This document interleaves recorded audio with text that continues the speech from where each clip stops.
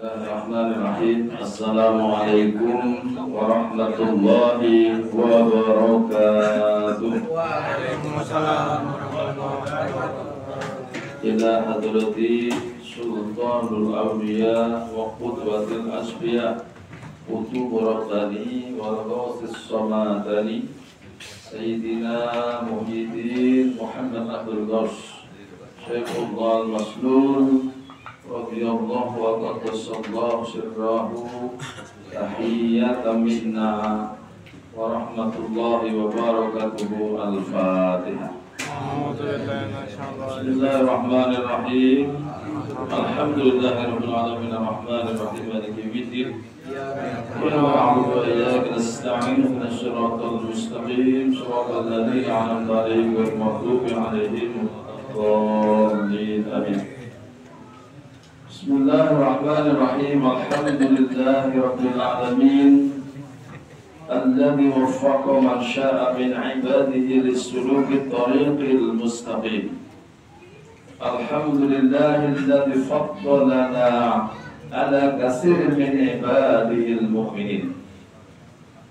Asyhadu an la ilaha illallah wahdahu la syarika lah al-malikul haqqul mubin.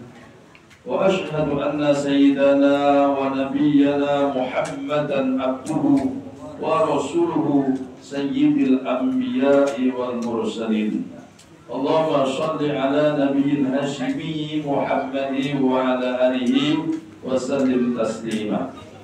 Ilahi anta maqsudi wa ridhaka matlubi atini mahabbataka wa ma'rifataka wa atini ma'aka abada. Ya ibadallah, ma'asyiral muslimin wal muslimat, ikhwan wal akhwat, jam'iyah thariqah qadiriyah naqsyabandiyah, ma'had surya la yasir ila sabr PKN. Usikum wa nafsi wa iyaya bitaqwallahi ta'ala wa ta'atihi la'annakum tuflihun. Bismillahirrahmanirrahim. Rabbana wa atina ma wa'adtana ala rusulika wa la tuhzina yawmal qiyamah innaka la tukhliful mi'ad. Amin ya rabbal alamin.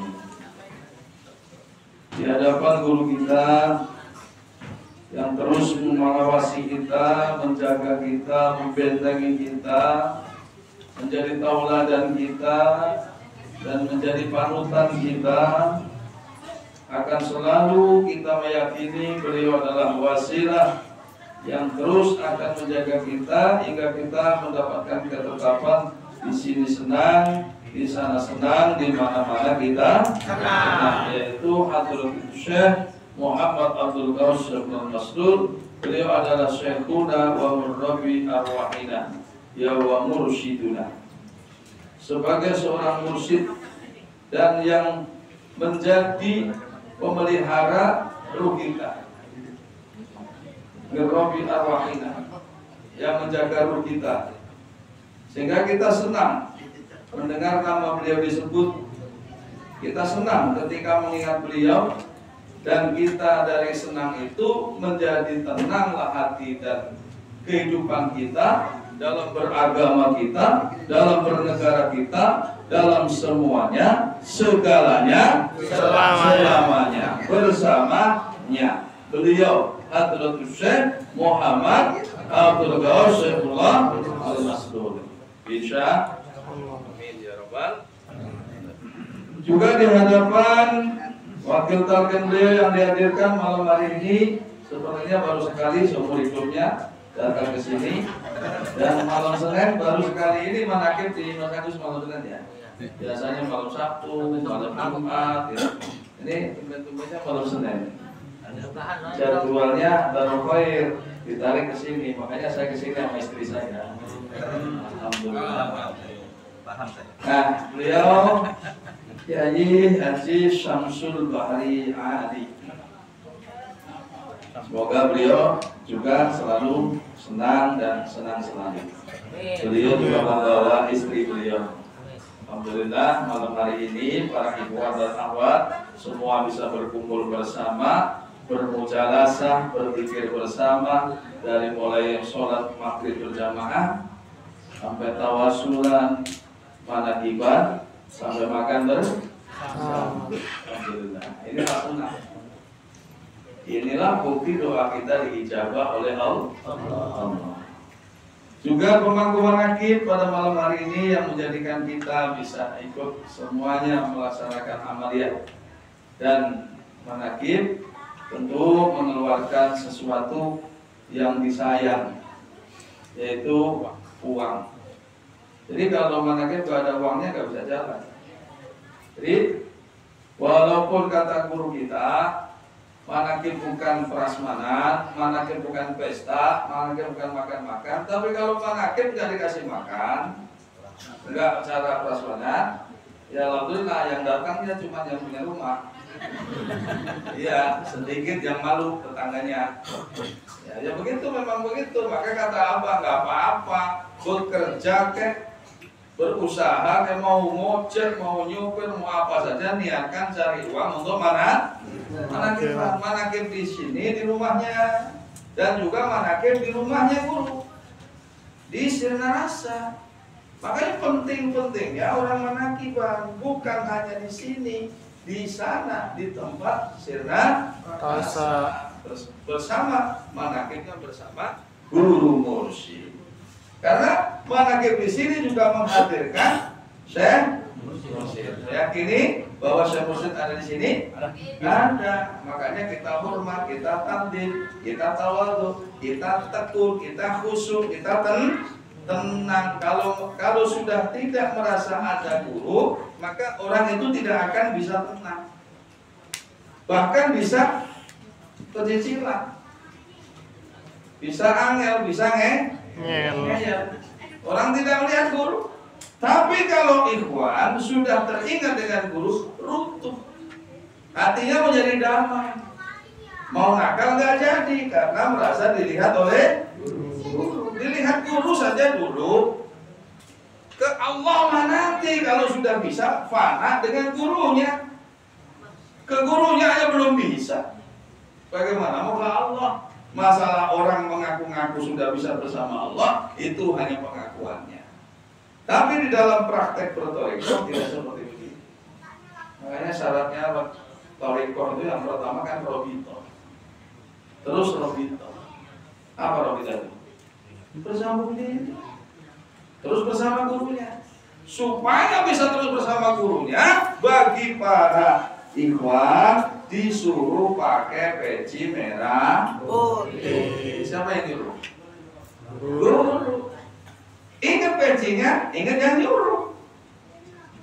Lihat warnanya, lihat warna perintah guru pakai. Makanya supaya ikhwan kemana-mana selalu bersama gurunya, maka kemana-mana jangan tinggalkan pecinya. Iya, mau ngarit pakai peci merah putih, maka peci merah putih jangan punya hanya satu, paling tidak sampai 7. Cat. Ya, mau dicat, mau di apa? Ya harus gitu. Kenapa? Kalau orang dulu, para sunan, para wali, ya, kemudian para ningrat, para raja punya ciri tersendiri. Tidak pernah ada orang membahas kenapa Tuan Sunan Kalijogo pakai belangkon. Siapa yang protes? Kenapa kamu pakai merah putih aja diprotes? Kenapa takut itu? Apa sudah pernah ada yang protes? Kita nih, wah pakai merah putih, pernah ada yang protes nggak? Nggak ada. Paling di sosmed katanya mirip Sinterklas. Cuma mirip nggak masalah. Emang kenapa? Nah, semoga tuan rumah, sahabat bait, hajatnya dikabulkan Allah Subhanahu wa taala. Sekalian beliau pasti meniatkan untuk ruahan. Mudah-mudahan semua arwah-arwah para leluhurnya, keluarganya, semuanya dalam rahmatnya Allah Subhanahu wa taala. Siapapun itu, baik yang ikut serta berpartisipasi maupun yang ikut hadir dalam meramaikan manakib ini, semua akan mendapat keberkahannya. Amin ya rabbal alamin. Kemudian ngaji kita ngaji bulan Syaban. Syaban hurufnya 5. 5 yang pertama shin syukur, yakni orang ketemu mursyid harus selalu bersyukur. Kalau sudah bersyukur semuanya sudah selesai. Makanya untuk bersyukur ayatnya tidak dipisah. Udhkuruni adzkurkum washkuruni wala takfurun. Jadi jangan jadi orang yang ngeyel, jangan jadi orang yang angel seperti umatnya Nabi Musa alaihi salam. Kenapa? Orang yang paling ngeyel itu adalah umat Musa, Bani Israel. Kenapa? Sudah Allah tunjukkan hidup bareng dengan nabinya Musa alaihi salam bisa mengalahkan raja yang paling dolim, paling lalim, paling jahat. Siapa? Fir'aun. Tapi dia tidak bersyukur. Sudah ditampakkan bahwa Fir'aunnya ditenggelamkan oleh Allah dengan mukjizat tongkat. Ditunjukkan ke laut begini, lautnya membelah. Baru begini, lautnya sudah membelah. Ketika dilepaskan begini, jadi ular. Tongkat Nabi Musa. Semua para nabi bertongkat. Makanya satu-satunya ulama di zaman mutaakhir saat ini yang paling dahsyat, paling hebat itu Hadratus Syekh Muhammad Abdul Qaus. Diwajibkannya bagi ikhwannya, muridnya bertongkat. Karena hamlul asa alamatul mu'min, membawa tongkat tandanya dia mukmin. Wasunatul anbiya, dan sunahnya para nabi. Berarti semua nabi punya tongkat. Yang tidak punya tongkat enggak seperti nabi. Makanya kan secara tidak langsung para ikhwan, para pengamal dzikir la ilaha illallah itu adalah tongkat utamanya para nabi. Maka disebutkan afdalu ma qultu ana wa nabiyyuna min qabli la ilaha illallah. Nah, la ilaha illallahmu yang kamu dikasih dengan melalui setelah syin syukur itu ain, dengan ahdu, dengan perjanjian. Dengan perjanjian Rabbana wa atina ma wadda'ana ala rusulika wa la tukhzina yaumil kiamah innaka la tuhliful mi'ad. Itu sering dibaca, itu sebagai doa, ditulis oleh dalam Al-Quran dalam surah Ali Imran ayat 194. Di situ ada kalimat innaka la tuhliful mi'ad. Allah tidak pernah mengingkari janji. Faman awfa bi'ahdihi minallah. Lalu siapakah yang lebih daripada menepati janji selain daripada Allah? Allah menepati janji. Janji mana? Janji talqin baiat kita. Maka bagi yang sudah ditalqin di baiat, wajib kiranya membaca sedikitnya 5 kali dalam satu hari satu malam, yaitu surah Al-Fat ayat 10. Innal ladzina yubayyi'unaka innama yubayyi'u, sesungguhnya innal ladzina, orang-orang yubayyi'unaka yang mengambil baiat kepada engkau wahai Muhammad. Sekarang Muhammad ke-38, Muhammad Abdul Ghaus. Muhammad Abdul Ghaus dari Muhammad sallallahu alaihi wasallam. Maka lihat putra-putranya mirip sama orang-orang Arab tuh. Dipanggil Sayyid enggak mau, panggil saja Aang. Dipanggil Habib enggak mau, panggil saja Aang. Enggak mau dipanggil Habib. Sesungguhnya mereka, orang-orang yang mengambil baiat kepadamu Muhammad, innama yubayyi'una, sesungguhnya orang itu berbaiatnya langsung kepada Allah. Kapan ketemu Allah? Ketemu Allah saat kita Baiat. Mana dalilnya? Surah Al-Fat ayat 10. Innal ladzina yubayyi'unaka innama yubayyi'una Allah. Tuh, jelas ayatnya. Innama yubayyi'una Allah. Sesungguhnya saat itu kamu tuh berbaiat langsung sama Allah. Tuh. Makanya Masya Allah, alhamdulillahilladzi Waqolana lakasim. bagaimana nggak senang kalau dijelaskan. Tapi kalau nggak dijelaskan ya nggak ngerti. Di mana penjelasannya? Buka madrasah. Madrasah biar supaya orang menarik, supaya orang senang, disebutlah raudhah. Sudah dari majelis manaqib jadi madrasah, madrasah jadi raudhah, masih nggak ngerti. Majelis apa? Tempat orang duduk bersama. Majelis zikir pertamanya, namanya majelis zikir. Terus apa namanya? Sebutannya manaqibat. Manaqib itu supaya ngerti, manaqib itu apa sih? Merayakan 9 kemenangan. Berapa? 9. Menang 9, bro. Apa kurang 9 itu?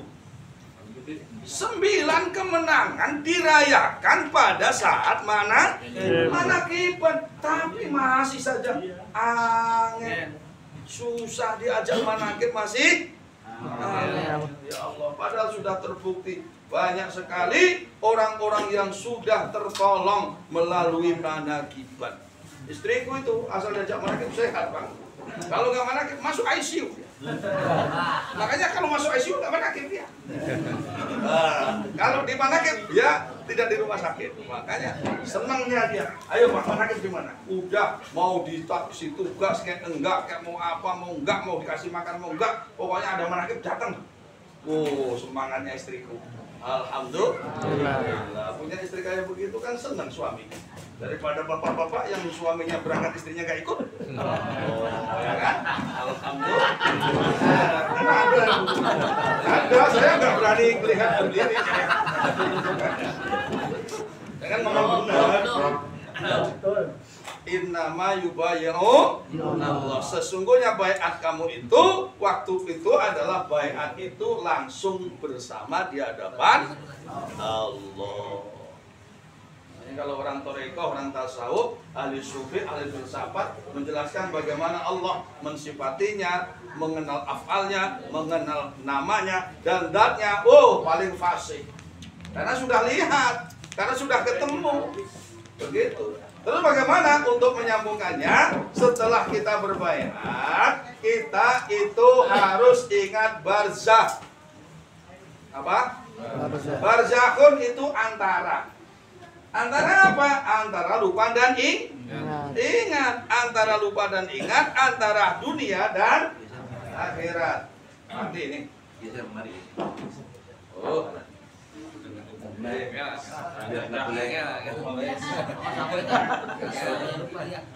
Tuh, sama saya mati. Mati. Aku sentimen. Oh. Apa-apa. Mungkin tidak boleh diceritakan tentang hal-hal yang terlalu dalam. Barzakhun artinya antara. Tidak ada timur, tidak ada barat, kalau tidak ada barzakh. Barzakh itu antara. Abah mencontohkan begini. Di sebelah sana namanya timur, sebelah sini barat. Kalau ini tidak ada, mana timur mana barat? Nggak ada. Nggak ada batas. Barzakh itu batas. Maka kita ada batas-batas tertentu, yaitu antara batas antara ingat dan lupa. Batas ingat dan lupa kita itu ada di dalam hati. Makanya kalau barzakh itu secara umum adalah di dalam kubur. Ya kan? Wa hussila ma fis sudur, yaitu yang ada di dalam dada. Dalam dada. Afala ya'lamuna idza bu'thira fil kubur. Idza bu'thira ma fil kubur. Apakah kamu tidak tahu bagaimana kalau dibangkitkan ada dalam kubur? Bahusila mafis sudur, yaitu yang ada di dalam dada kamu. Makanya Sya'ban itu shinnya syukur, ainnya ahdu perjanjian, ya barzahun artinya pembatas, kemudian alifnya isbat, harus ditetapkan apa? Kalimat isbat, kalimat teguh, kalimat takwa, kalimat ikhlas, kalimat iman, kalimat la ilaha illallah. Itu diisbatkan namanya. Isbat itu penetapan. Contoh, ada orang bergaul, kecelakaan, penyok ke depan.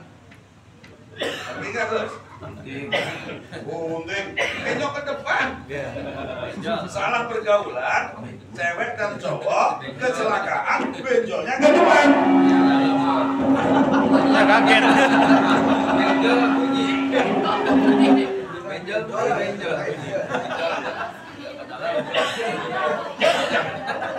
Ya karena kecelakaan itu benjolnya ke depan. Kalau rata-rata kalau tabrakan mobil benjolnya ke belakang. Ini benjol ke depan. Nah, siapa bapaknya? Nanti diisbatkan ke siapa? Untuk ayahnya.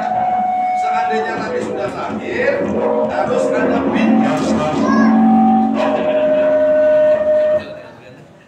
Harus ada binnya, bapaknya. Mencari bapaknya gimana? Seandainya terjadi, seandainya.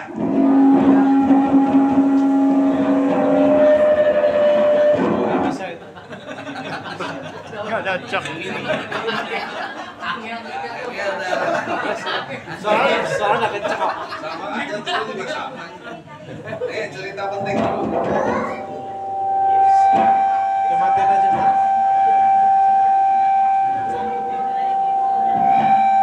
Seandainya ada seorang gadis ini perkosa 7 orang, yang bapaknya yang mana? 1 apa 7? 1. Wah, masa 1 orang dikawinin 7 orang kan nggak mungkin. Cuma ini kan cerita kecelakaan. Bagaimana caranya mencari nasab atau mencari harus diisbat di pengadilan, ditetapkan. Bagaimana caranya Islam mencari? Orang Eropa mencarinya dengan DNA, diukur golongan darahnya, DNA. Islam tidak begitu. Islam paling gampang. Nanti kalau sudah lahir, anaknya dilihat. Yang pantatnya pasti mirip bapaknya. Kalau bapaknya pantatnya tepos, anaknya pasti tepos. Sekarang nanti kalau sampai rumah, lihat anak-anak kalian, pantatnya pada tepos apa pada semok. Kalau bapaknya semok, bahenol, pasti anaknya juga bahenol. Nggak peduli cewek atau cowok. Ini hadis kok, kata Nabi kok. Mencari untuk kebenarannya, ya sesuaikan dengan pantatnya. Pokoknya pokok. Kalau umpamanya baju nasi kan tepos, umpama baju. Nah, Pak Muji ini kan orangnya pantatnya bahenol, pasti anaknya walaupun cowok pasti bahenol. Ini kata Nabi nggak mungkin salah, pasti benar. Begitu. Nah, bagaimana ada kejadian tertukar anak laki-laki dengan anak perempuan di Eropa, semuanya pada bermasalah, akhirnya bermasalah sampai ke pengadilan. Tidak bisa ketemu, di DNA hampir sama semuanya. Akhirnya tanya sama orang Arab, bagaimana orang Arab kalau ada kejadian seperti ini? Gampang. Dalam Al-Quran disebutkan laki-laki itu lebih daripada perempuan. Tuh, ar-rijalu qawwamuna 'alan nisa. Laki-laki itu punya lebih daripada perempuan. Makanya kalau perempuan kan kurang, makanya berlubang dia kurang. Laki-laki lebih nonjol ya. Nah ini Al-Quran ini. Lah memang iya. Makanya yang lebih mencukupkan yang kurang. Isi yang kurang itu cukupi apa yang punya lebih. Memang Al-Quran gitu. Bukan jorok, bukan jorok. Al-Quran begitu. Ar-rijalu qawwamuna 'alan nisa. Laki-laki itu di atas perempuan, maka yang sering di atas ya laki-laki. Jangan perempuan ditaruh di atas. Nyambungnya kalau begitu. Ini benar, ini Pak, bener. Ternyata di dalam Al-Quran dijelaskan, ibu yang air susunya lebih deras dan gizinya lebih banyak dikeluarkan dari air susu ibunya. Ini menunjukkan berarti yang lebih daripada yang ibu yang satu, berarti ini adalah ibunya lagi ketemu caranya. Coba bagaimana DNA nggak ketemu? Mana anak sudah tertukar? Kalau di rumah sakit Pak, di bagian lahiran bayi-bayi itu banyak banget loh Pak. Bisa tertukar. Karena tertukar dia merasa anaknya waktu SG-nya laki-laki, kok dikasih anak perempuan. Akhirnya jadi masalah. Membuktikan Al-Quran itu benar, menjawab, maka terjawab dengan cara begitu. Oh, keren ya kira-kira. Oh iya, Masya Allah, Al-Quran itu luar biasa. Sudah, tinggal huruf nun. Biar cepat. Ya, sampai setengah 10. Nunnya itu nur. Nur itu cahaya. Cahaya yang dimaksud, yang diisbatkan adalah cahaya. Cahaya itu adalah la ilaha illallah. Makanya kalau Ikhwan sekarang sudah dikeluarkan maklumat baru. Judulnya wajib kiranya sholat sunnah Isra. Apa? Isra. Allahu nurus samawati wal ardi masalan nurihi kamiskatin fiha misbah. Al-misbahu fi zujadah. Terus apa? Al-jadatu kana qawmun durriyu wa min syajaratin mubarakatin saytunatil syarqiyyati wa la qurbiyah.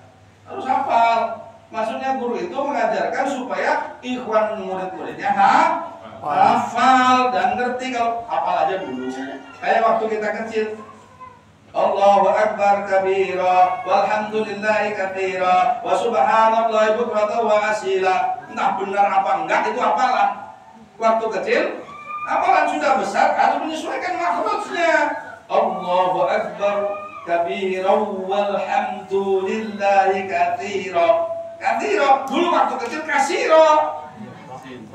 Iya, pakai sin dulu waktu masih kecil, waktu menghafal. Sudah besar ya jangan terus menghafal, harus benar tajwidnya, harus tartil, harus taksin bacaannya. Walhamdulillahi katsira wa subhanallahi bukratan wa asila. Shot itu siul, wa asila bakso shot wa asila shot. Harus tahu, sila itu shot, bukan sin. Jangan sampai salah. Nah, setelah tahu makhrajnya, tahu maknanya. Inna sholati wa nusuki wa mahyaya wa mamati lillahi rabbil alamin. Tidak hanya hafalan, tidak hanya tempat membacanya, tapi tahu maknanya. Sesungguhnya sholatku, ibadahku, hidupku dan matiku lillahi rabbil alamin. Tapi harus didahului dengan inni wajjahtu wajhiyya lilladzi fataras samawati wal ardi hanifan musliman wa ma ana minal musyrikin. Baru bisa inna sholati. Tapi ini wajah yang nggak ngerti. Sesungguhnya aku menghadapkan wajahku ini terhadap wajah yang menciptakan langit dan bumi. Mana? Bagaimana caranya? Kalau tidak ditalkin, tidak ngerti tawajuh. Maka tawajuh itu ini wajah tuh wajahnya. Baru orang tarekoh itu sholatnya baru benar, kabirohnya baru benar. Kalau nggak tarekoh, kabirohnya baru hafalan. Bukan nggak benar, ya terserah mereka ada gurunya. Kata Kiai siapa tadi, Daniel ya, yang malah justru yang tidak bertarekoh gurunya lebih banyak, yang pengikutnya lebih banyak. Yang ngawur-ngawur gak pakai guru itu lebih banyak. Yang berguru cuma segini. Ini yang dari pengasinan, dari Jati Asih, dari mana lagi ini Mustika Jaya, CBR, dari CBR malah Pak Haji Pak itu. Dari apa? Segini Pak, segini sedikitnya, bukan banyak. Sedikit dari mana coba? Yang berguru itu sedikit. Yang tidak berguru lebih banyak. Ya kan? Udah. Syukur. Harus bersyukur. Berjanji berbaik, segera berbaik. Kemudian ingat barzah. Tahu antara lupa dan ingat ada pembatas. Antara lupa dan ingat itu ada pembatasnya. Namanya zikir terus supaya tidak ada lupanya. Terus dilatih. Kemudian harus ada namanya isbat, penetapan, menetapkan nurnya Allah. Kalimat nurnya Allah yaitu la ilaha illallah. Makanya sudah dapat sabar mah udah senang. Di sini senang, di sana senang, di mana-mana senang itu dihasilkan dari berjuang. Berjuang harus sampai menang. Kalau hanya berjuang belum menang, dia nangis. Menangis. Untuk menang tidak ada ngisnya. Berjuangnya harus menang baru senang. Masa orang senang-senang dulu baru berjuang, ya nggak bisa. Berjuang dulu baru menang. Setelah menang kita jadi senang punya zikir. Berjuang kita terus dari waktu ke waktu, dari pagi bil wudu wal asar, dari pagi hingga petang terus berzikir. Bagaimana caranya? Bawa tongkat, bawa peci merah putih, menyimbolkan kita selalu berzikir. Muridnya Abdul Bisa Muhammad Abdul. Semoga Allah berkahi semuanya. Assalamualaikum warahmatullahi wabarakatuh.